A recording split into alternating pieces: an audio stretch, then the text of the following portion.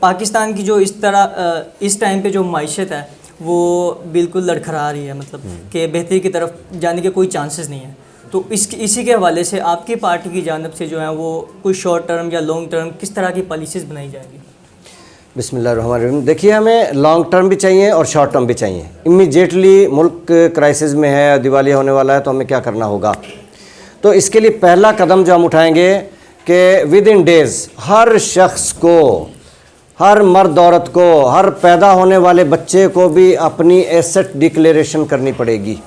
With in days جمع کرانا ہوگا پیپر، اور وہ لوکلی چاہے اپنے گاؤں کے نمبردار کو کروا دیں، کسی بینک میں کروا دیں، کسی تھانے میں کروا دیں، کسی یونین کونسل میں، جہاں بھی ایزی اپروچ ہو، چاہے نیٹ پہ آن لائن کر دیں.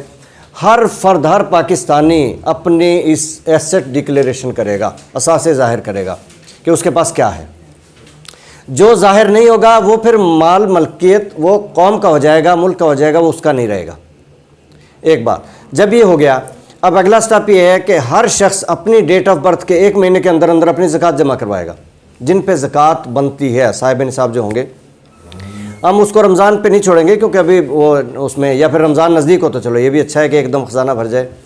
ادروائز ہر شخص اپنی ڈیٹ آف برتھ کے ود ان اے منتھ اپنے وہ زکوٰۃ جمع کروائے گا. تو اس طرح پورا سال ایک آپ کا ٹرن اوور ہوگا، خزانے میں پیسہ آتا رہے گا، تنخواہوں میں جاتا رہے گا، باقی کام بھی ہوں گے. پھر آپ کے ہے عشر، تو فصلیں ہماری پورا سال چلتی رہتی ہیں، تو ان کی آمدنی آتی رہے گی، خزانہ آپ کا پورا سال بیلنس میں رہے گا، بھرتا رہے گا، خالی نہیں ہوگا. پھر سب سے بڑا قدم جو ہے وہ ہے آپ کی انڈسٹریلائزیشن. اس دور میں کوئی بھی ملک انڈسٹریلائزیشن کے بغیر ترقی نہیں کر سکتا. تو انڈسٹریلائزیشن کے لیے 2-3 پلان ہیں. نمبر 1، جتنا پیسہ ملک کا باہر چلا گیا، لوٹ مار کے لے گئے، وہ پیسہ واپس لے آؤ. وائٹ منی کوئی حساب کتاب نہیں ہوگا، چاہے جیسے بھی ملک لوٹا ہے، قوم لوٹی ہے، کوئی بات نہیں، لا کے انڈسٹری میں لگا دو. انڈسٹری میں لگائیں گے تو کوئی حساب کتاب نہیں ہوگا، بلکہ اس کی پروموشن کے لیے حکومت ہیلپ کرے گی، سپورٹ کرے گی.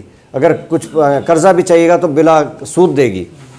اس کے بعد جو عوام کا پیسہ ہے وہ بھی ہم نے اپنے جیبوں میں بہت رکھا ہوا چھپا کے. اب دیکھو کسی کے پاس 10-20 لاکھ ہے، نہ پلاٹ خرید سکتا ہے، نہ کوئی اور انویسٹمنٹ کر سکتا ہے، بزنس کوئی ہے نہیں، وہ پیسہ اس کا ڈی ویلیو ہو رہا ہے. وہ پیسہ حکومت شیئرز کی صورت میں لے لے گی کہ انڈسٹری کو دینا ہے، پروفٹ آئے گا، آپ کو بھی ملے گا. پروفٹ اس شیئر ہولڈر کو جائے گا، اس میں حصہ دار حکومت بھی ہوگی، بینک بھی جو انوالو ہوگا وہ ہوگا، اور جو انڈسٹریلسٹ ہوگا وہ بھی. سارا پیسہ آپ کا جو عوام کی جیبوں میں چھپایا ہوا رکھا ہوا ہے وہ سارا خزانے میں آ جائے گا. اس طرح سے آپ کے یہ پلانز ہے. پھر یہ کہ ایکسپورٹ امپورٹ میں غیر ضروری چیزیں جو ہم امپورٹ کرتے ہیں وہ نہ کی جائیں، آخر ہم کرائسس میں ہیں، اور ایکسپورٹ پہ توجہ دی جائے، فیسیلیٹیٹ کیا جائے، ہماری چیزیں تو برباد ہو جاتی ہیں. تو بہت سارے اقدامات اس کے لیے ہیں، فنانس کے لیے، معیشت کے لیے. اگر کر لیے جائیں، پاکستان دنیا کا امیر ملک ہے، خزانے ہیں ہمارے پاس، سونے کے پہاڑ، کوئلے کی کانیں، زمرد کے پہاڑ، تیل کے کنویں جو ہمیں کھودنے نہیں دیتے، گیس کے ذخائر جو ہمیں نکالنے نہیں دیتے.